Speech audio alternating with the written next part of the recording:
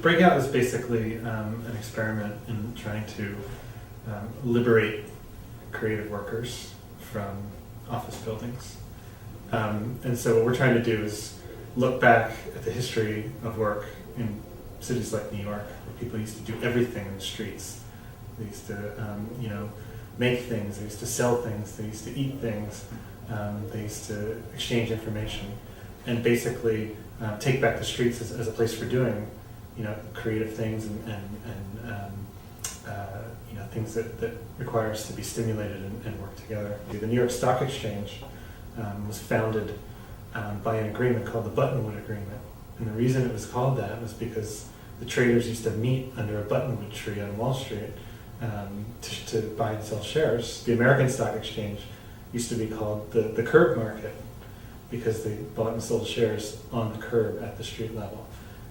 It's only in the last 50, 60 years that we've taken all that creative energy and sucked it up into office buildings and isolated it from public life. We're definitely trying to provide an economic solution to co-working because commercial real estate is so expensive and requirements you have to present to landlords. We're in a co-working space now. It took the better part of a year to get this off the ground because it's such a challenging place in New York. San Francisco or Miami, it's much easier to get space, much more cost effective. So our only resort here in New York City is to take public space and appropriate it for this kind of co-working activity. I think we also see it as a strategy for providing a new use for public space.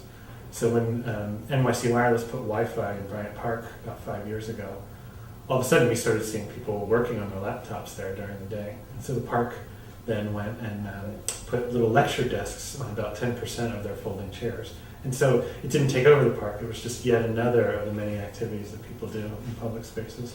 And then I think we also see it as a tool for reactivating underperforming public spaces. I think it's definitely addressing a lot of the limitations of modern office buildings. Frank Duffy has written extensively about the fact that the way commercial development happens now, you can't put big companies and startups in the same space because the product just isn't designed to deliver what both of those kinds of tenants need. And so they generally operate in different buildings, they locate in different buildings. Breakout sessions are kind of an end run around that. We can, just go into the street and provide a hub that people from all different kinds of organizations can come together at. I think it also is going to help activate a lot of buildings at the street level. So we might imagine breakout sessions happening all around the base of large buildings at different times, different groups.